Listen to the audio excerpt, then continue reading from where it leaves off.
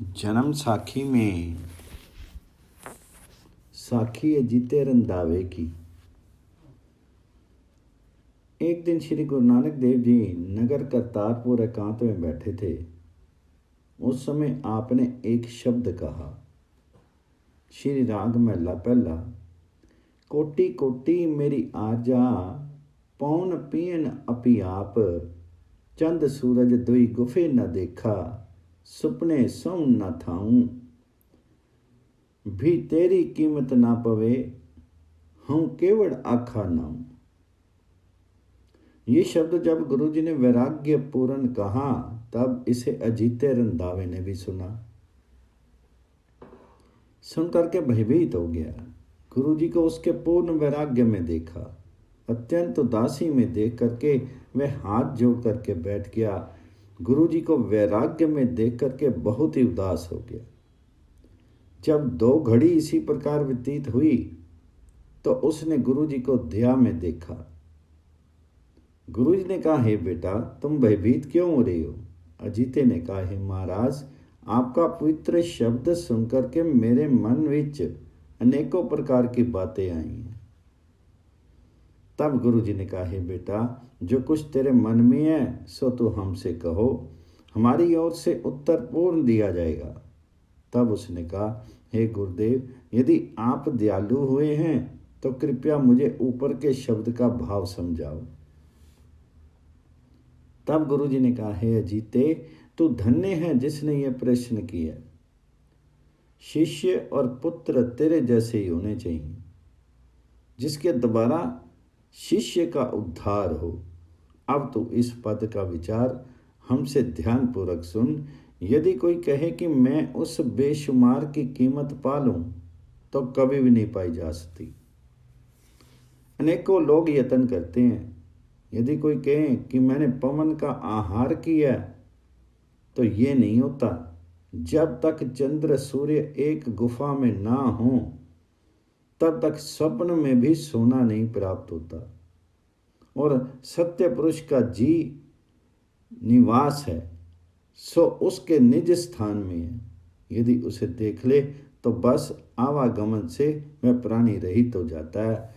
निज स्थान का भाव यह है कि घट में ही उस परम पुरुष का निवास है। जो इस उत्तम रहस्य को जान लेता है, परमात्मा सर्वव्यापक है, परंतु किसी ने देखा नहीं है कि वह परमात्मा किस रंग रूप में है। सत्य बात ये है कि उस अलेख का कोई पार नहीं पा सकता। चाहे कोई कितना भी चतुर हो, परंतु उस अगाध परमात्मा की गति को कोई भी नहीं लिख सकता। तमाम पृथ्वी कागज बन जाए और जितने वृक्ष हैं वे सभी कलम का रूप धारण कर लें, तथा जितने समुद्र हैं वह सभी शाही अर्थात द्वात बन जाएं, और शारदा जैसे वक्ता कहने वाले हों और लेखक गणेश जैसे हों, और जितनी पृथ्वी की आयु है तब तक लिखते चले जाएं तो भी उस परमात्मा की महिमा का पार नहीं पा सकते। अब अजीते ने कहा, है महाराज, जो वेद आदिक सद ग्रंथों के कहे अनुसार आचरण करके कहते हैं कि हमने उसे प्राप्त कर लिया है, इसका क्या तात्पर्य है? ये संसार अनेकों ही उलझनों में पच पच कर मर रहा है। मुझे तो यथार्थ कहने की कृपा करें। तब गुरु जी ने एक श्लोक का उच्चारण किया।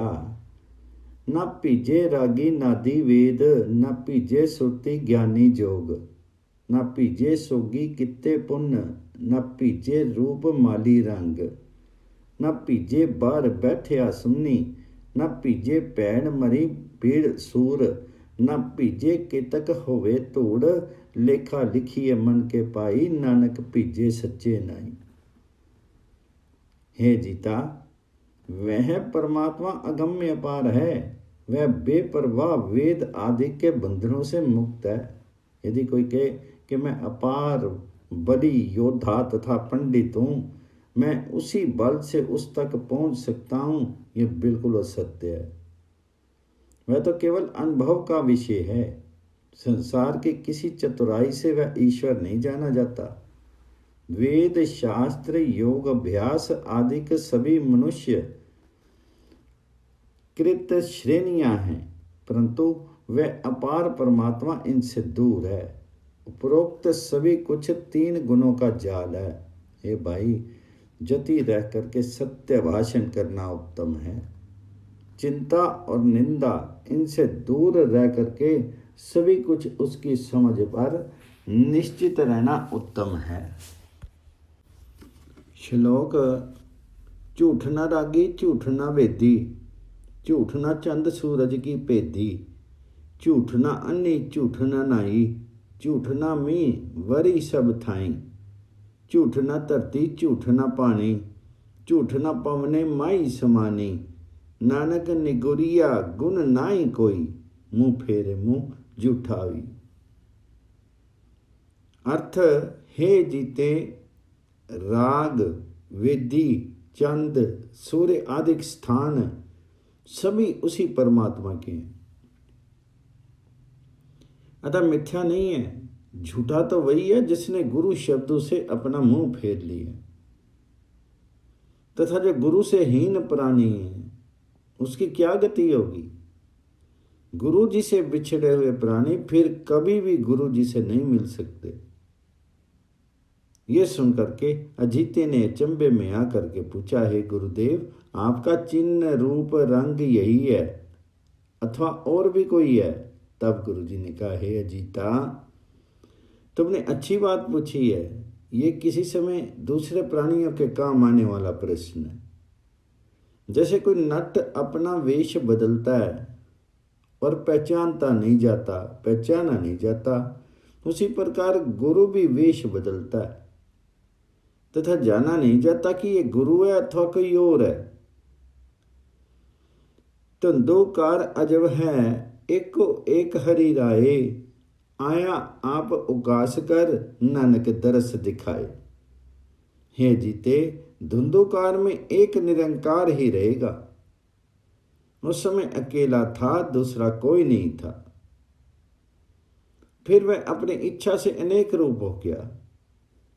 उसके अनेकों कर्म हैं, अनेकों ही दृश्यों में शोभायमान हो रहा है। तथा गुरु के रूप में भी वही सर्वशक्तिमान व्यापक है। जिसको उसका दर्शन हो जाता है उनको ही पूर्ण विश्वास होता है। श्लोक। है विवेक एक नाही, दिसे कपटी भगत, राग पाई रागनी, गावे किसे न आवे गुरु की मत, सरापहूं अंतर ले, बोरे जीवन दी ए गति, कहूँ नानक प्रभु अगम अगोचर, कौन जुगता दी होए भगत। परमार्थ, हे पाई जीते, कलयुग में धर्म क्षीण होगा तथा कपटी भगत होंगे। संसार में कहलाने का लालच हृदय में होगा। राग रागनी परमार्थ के लिए ना होकर के केवल उदर पूर्ति के लिए स्वरें लगाएंगे। खान पान के मेले लगेंगे। गुरु का अर्थ कोई नहीं जानेगा। संसार भोगों में लग जाएगा। शब्द की भाल कोई कोई करेगा।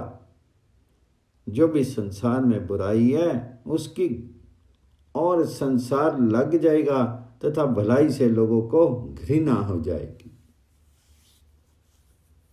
हे जीता, घर घर में आसन और पलंग बिछाकर गुरु बनकर बैठ जाएंगे तथा प्रत्येक को अपनी पूजा करवाने का चस्का पड़ जाएगा। नकली गुरु संसार को ठगना प्रारंभ कर देंगे। फिर समय पा करके वे प्रभु स्वयं पाप को संहार करेंगे। जहां जहां पाप होंगे वहां वहां उनका संहार होगा, धर्म उदय होगा। हे जीता, कलयुग के लंपट पुरुष सुख के लिए मनते मानेंगे, मिथ्या स्थानों की पूजा करेंगे, पीरों की कब्रों पर जाकर के नाक रगड़ेंगे और 84 का भ्रमण करेंगे। कलयुग के गुरु गोसाई भी वैसे ही होंगे। उनका अपना उद्धार तो कठिन होगा तो वह दूसरों का उद्धार क्या करेंगे? परंतु ये निर्वाद सत्य है कि गुरु के बिना किसी का भी उद्धार नहीं होगा। संसार की गति, खेल तमाशों तथा गीता की ओर देखकर मैं एक सुझाव रखता हूं कि तमाम किस्म के हास्य या विलास आदि भी गुरु शरण प्राप्ति के द्वारा भी हो सकते हैं।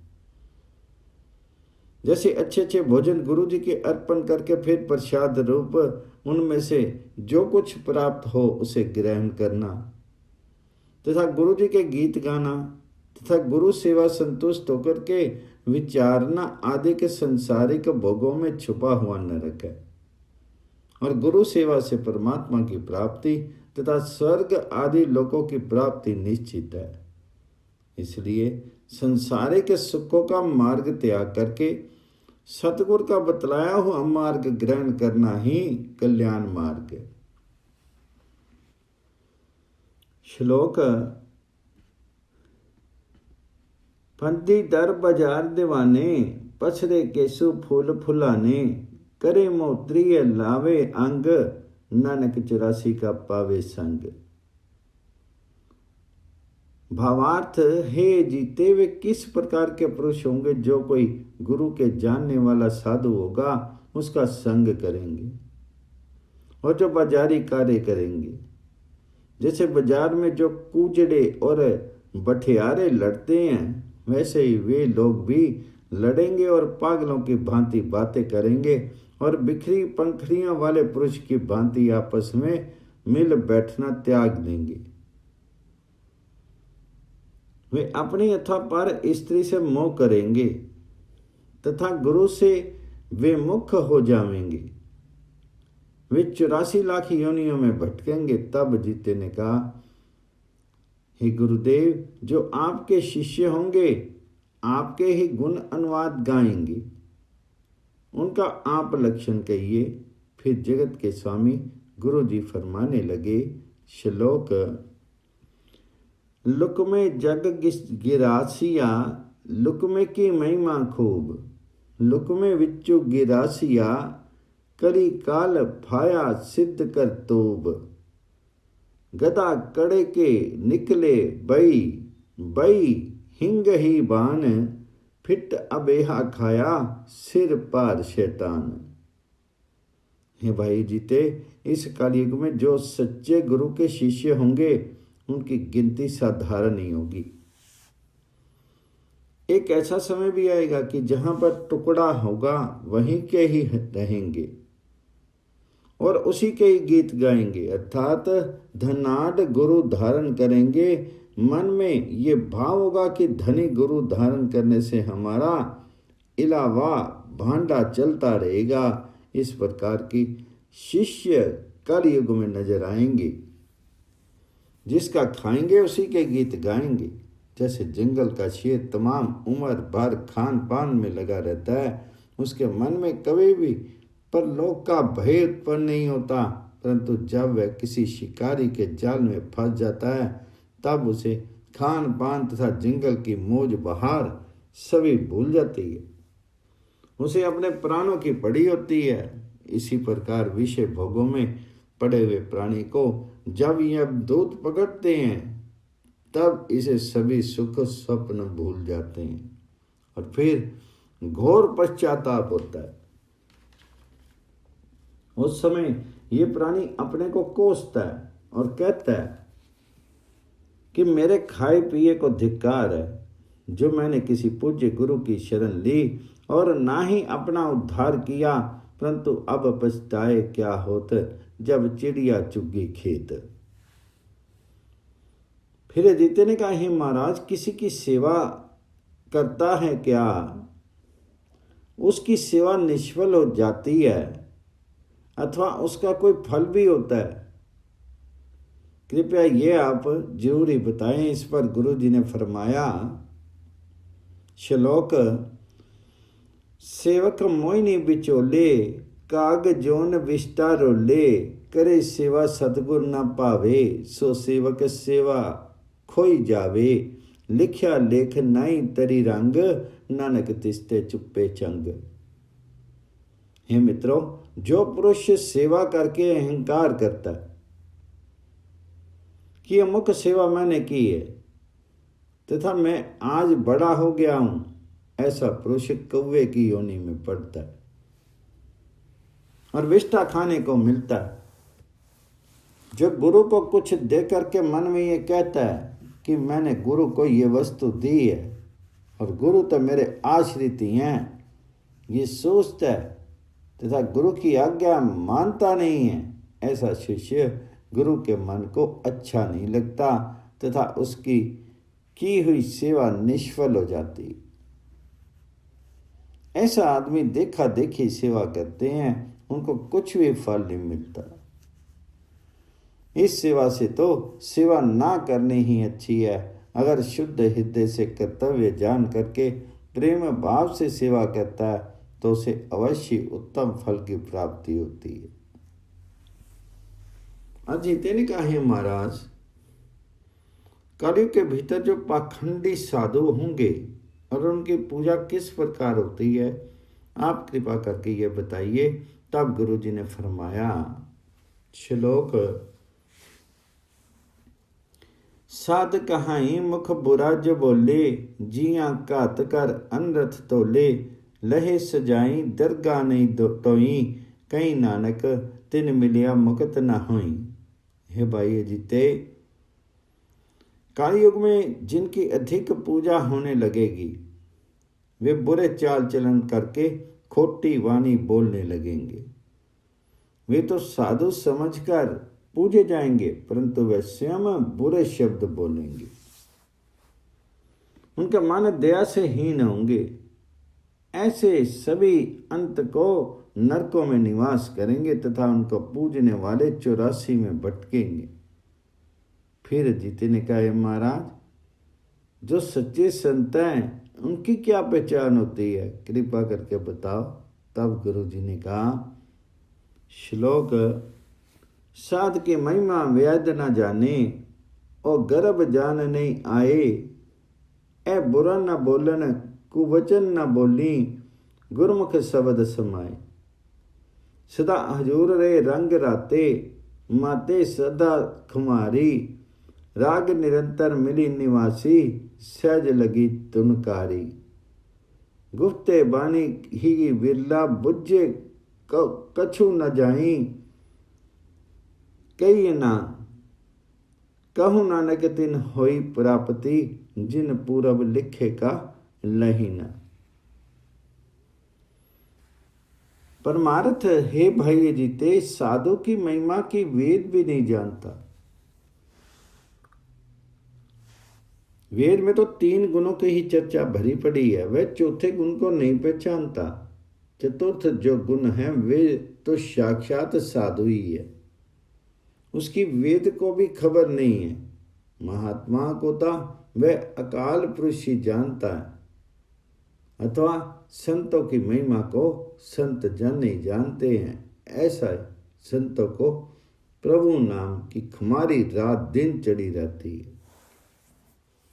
संसार की सिद्धि उनके निकट नहीं आती है और संसार के लोग जिनको निंदा अधिक प्रिय होते हैं वे लोग उन सच्चे साधुओं की निंदा करते हैं। फिर अजीते ने पूछा, हे भगवान, उत्तम दान आदि जो कर्म हैं वे किस प्रकार करने योग्य हैं?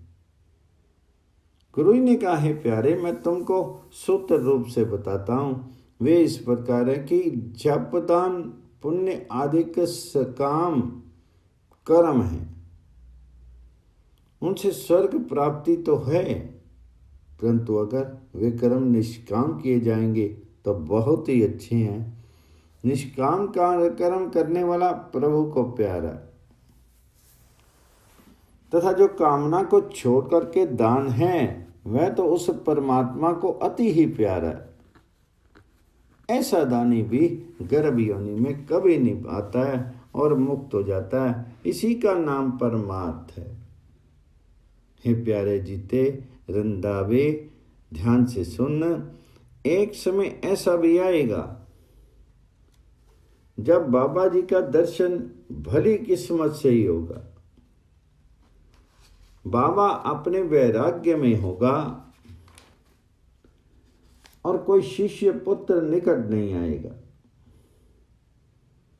वाणी जो बाबा जी की है वह अगम्य और अगाध है, परंतु ये 5 महलों में ही होगी। जब गुरु 5वां चोला धारण करेगा तब उस पर मोहर लगेगी, उसके पीछे गुरु बाने का पति होगा। उस समय गुरु किसी और ही लीला में दृष्टिगोचर होगा। फिर जब गुरु 9वां चोला धारण करेगा और 6ठी पातशाही बाबर की होगी, उस समय है जीते एक बड़ा भारी कौतुक होगा। श्लोक मलेच्छ जामा बहुत होई के करे हिंदुओं पर जोर, एक बरन सब सृष्टि होई बरते होवे तुंदु कोर, हिंदू धर्म के कारण करोगा भारी सांग, नावा जामा पलट के 10वां पहिरो पांग, जयकार करे सब जगत में ओई नानक सा, संत जनों के करने दुष्टि मारे ताई। परमार्थ हे जीते, एक समय ऐसा आने वाला है जब म्लेच्छ लोग हिंदुओं पर घोर अत्याचार करेंगे तथा म्लेच्छ पातशाह कहेगा कि मेरे संपूर्ण राज्य में सभी एक वर्ण हो जाएं। हिंदू पीर मंदिर आदि सभी नाश करने पर कमर को बांध लेंगे तथा सभी हिंदू धर्म स्थान बंद हो जाएंगे। उस समय धर्मात्मा हिंदू अत्यंत दुखी हो जाएंगे और संतों को अत्यंत कष्ट होगा। उस समय गुरुदेव संतों की रक्षा और गौ ब्राह्मणों के दुख दूर करने का भार अपने ऊपर लेगा। उस समय गुरु अपनी देह अर्पण कर देगा तथा धर्म की लज्जा रखेगा। परंतु हे अजीता, संसार के कृतज्ञ लोग फिर भी गुरु की निंदा करेंगे, कहेंगे कि गुरु के पास कोई सिद्धि होती तो प्रकट करता, और जो ज्ञानी गुरु शिष्य होंगे वह तो गुरु की शोभा करेंगे तथा कहेंगे कि गुरु जी ने परोपकार दे दिए, अपना आप बलिदान दिया तथा सदैव कृतज्ञ रहेंगे। यदि उस गुरु जी धर्म की रक्षा ना करेंगे तो सभी हिंदू म्लेच्छ हो जाएंगे। फिर वही गुरु 10म अवतार धारण करके अन्य नीति को हस्तगत करेंगे तथा कोई धर्म विरोधी होगा उसका खात्मा करेंगे तथा नवीन धर्म की नींव रखी जाएगी। श्लोक बाबा पहले महल से 10वां प्रगति आई, जिसनो बख्शे नानका तिसको दे बुझाएं। हे जीते, इस पहले रूप से जो 10म रूप होगा वह निराला ही होगा, और जो मध्य में चोले होंगे उनके द्वारा शब्दों में प्रचार किया जाएगा तथा 10म चोले में गुरु अपने न प्रकट करेगा तथा नवीन मार्ग को हिंदू तथा मुसलमानों से न्यारा ही होगा, उससे न्यारा ही प्रकट करेगा। उसी मार्ग पर चलने वाले नर नारी उत्तम गति नु प्राप्त करेंगे, परंतु उस परमार्थ धर्म की तो मर्यादा होगी वह कठिन होगी। अनेक नर नारी उस पर चलना कठिन मानेंगे। मन में श्रद्धा भक्ति कठिनता उन लोगों की रुकावट पैदा करेगी, फिर भी संसार का आत्मा उसी पवित्र धर्म की ओर अवश्य अग्रसर होगा। उस समय 10म अवतार के पीछे तुरक लोग पड़ जाएंगे, परंतु धर्म अवतार 10म गुरु उनके हाथ नहीं लगेगा तथा संसार का कल्याण करेगा। उस समय अजीते ने कहा, हे महाराज, बाबर की बादशाही कैसे प्राप्त हो गई? तब श्री गुरु जी ने एक श्लोक कहा। श्लोक बाबर ताना काबलो आया हिंदुस्तान, पहले मारिया सैदपुर होई बहुत कतलाम, रही दे बंदी कीती उस सौंपे फेर शैतान, अंगो दे जे चीती चेतिए ता क्यों होइए परेशान। गुरु देख न सकिया बंद को बहुती मिले सजाई, बाबर को फरमाया सब बंदी दे छुड़ाई। बाबर चरनी दई पिया मुझको करो दुआई, पातशाही चिरताई करूं फिर न काए जाई। बाबर की बेनती सुनी सतगुर भय दयाल, पातशाही चिर तीकर दितियां नानक नदरी निहाल। श्लोक का अर्थ है जीते, पहले बाबर ने काबल से आकर के हिंदुस्तान को जीता। उस समय हम सैदपुर में थे। सैदपुर के लोग अत्यंत निर्दयी थे तथा किसी पीर फकीर को नहीं मानते थे। गुरु की आज्ञा से वे मारे गए और अनेक बंदी किए गए। उन बंदियों को देख करके गुरु जी को कुछ दया का संचार हुआ। तब गुरु जी ने शब्दों द्वारा बाबर को बुलाया और शब्दों द्वारा ही गुरु ने बाबर को भयभीत किया। तब बाबर ने कहा, हे महाराज आप मुझ पर कृपा करो। तब गुरु जी ने कहा, हे बाबर ये जितने भी बंदी हैं इनको छोड़ दे। तो बाबर ने कहा, हे कृपालु मैं इनको छोड़ देता हूँ, परंतु मैं चाहता हूँ कि मेरा राज्य चिरकालीन तक रहे। गुरु जी ने तथास्तु कहा तथा फरमाया, हे बाबर तेरा राज्य बहुत देर तक रहेगा, फिर जब गुरु की इच्छा होगी तब और को राज दिया जाएगा। और हे बाबर तेरी संतान सिक्खी भी धारण करेगी, परंतु कुछ कुछ विरोधी भी रहेंगे। हे जीते, जब गुरु दशम अवतार धारेगा तब संसार में शोर बहुत होगा तथा गुरु की ओर से दुष्टों को दंड का विधान होगा। जब नीच लोग भयभीत हो जाएंगे फिर गुरु संसार में से अपना शिष्य चुन लेगा। जैसे रेत में से स्वर्ण चुना जाता है उसी प्रकार अपनी असली सिख गुरु चुन लेगा तथा नियम इतने कठोर होंगे जिसकी पालना साधारण पुरुष कर भी नहीं सकेंगे। जब संसारी उस कठिन नियमों को पालकर एकत्र होकर के अरदास करेंगे तब गुरु को बहुत ही प्रसन्नता होगी। हे जीते, गुरु जी का अवतार संसार से पार करने के लिए एक जहाज के तुल्य है। जिस प्रकार समुद्र का पानी खारा होता है उसी प्रकार संसार सागर भी पापां दे कारण खारी है। जो गुरुवाणी के जहाज चढ़ेगा वह संसार सागर को पार कर जाएगा। जैसे जहाज पर चढ़ने वाला अथाह समुद्र को पार कर लेता है और जो गुरु विमुख होगा उसे जहाज की प्राप्ति कभी नहीं हो सकती। जब जहाज ही नहीं मिला तब समुद्र को तैरना हो ही नहीं सकता। हे जीते, गुरु जी के शिष्य ही संसार सागर से पार होंगे। उनकी 1,84,000 मिट जाएगी। सिख को उचित होगा कि किसी भी सिख की निंदा नहीं करे और मन का दृढ़ हौसला नहीं त्यागे तथा सिदक में रहे, ललचाए नहीं। ऐसा सिख जो सूली होनी होगी वह गुरु की दया से सूल हो जाएगी, वह गुरु के अधीन है। हे रंधावा, जो सत्पुरुषों के वचन होते हैं वे अमिट हो जाते हैं और गुरुवाणी सहायता करती है। हे जीते, गुरु की आज्ञा पालन करने वालों के लिए नरक नहीं है। नरक तो विमुख नर नारियों के लिए रचे गए हैं।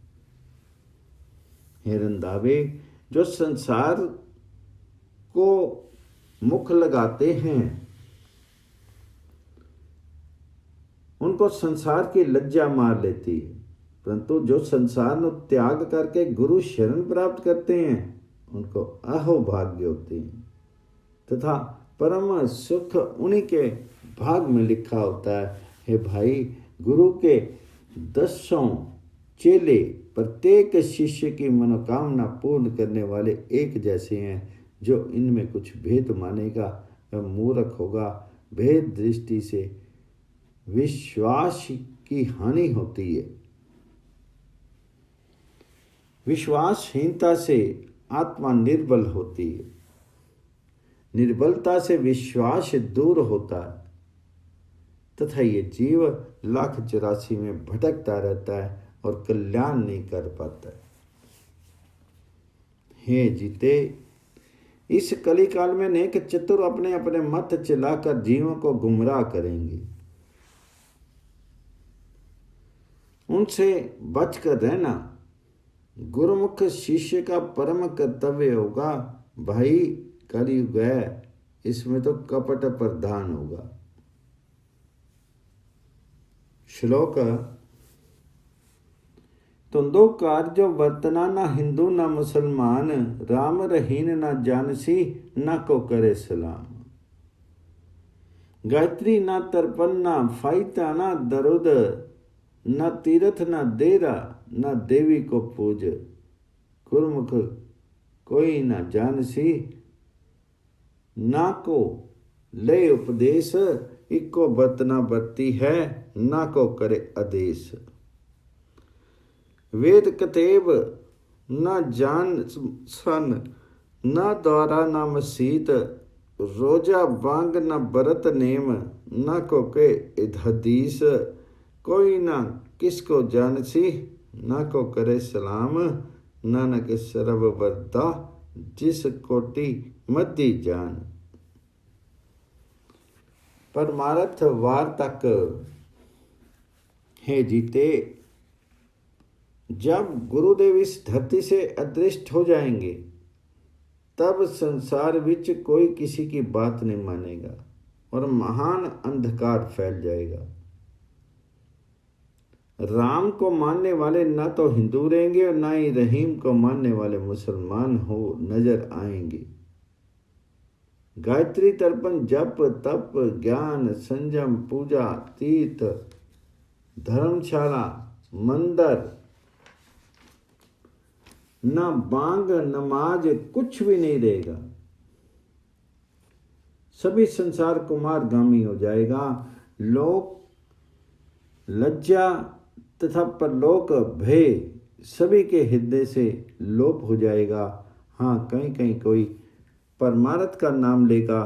उस समय एक भक्त प्रकट होगा जो नील वस्त्र पहने तथा अपने भीतर से ही सत्य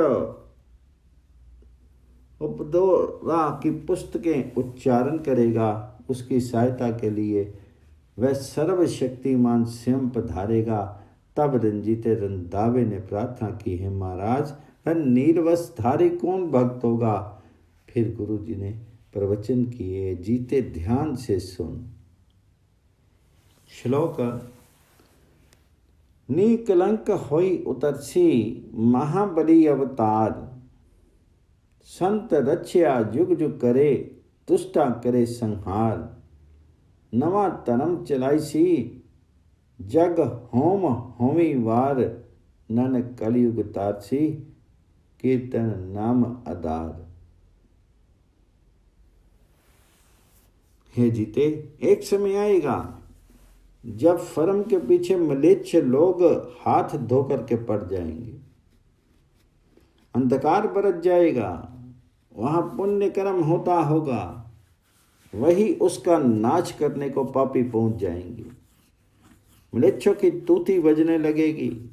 उस समय एक संत प्रभु पूजन करेगा, तब उसके घर में एक अत्यंत नीच नारी होगी जो लोगों के आगे जाकर के निंदा करेगी। उसके कारण उस संत की एक दैवीय दुख देगा। उस संत की रक्षा के लिए गुरु जी अवतार लेंगे।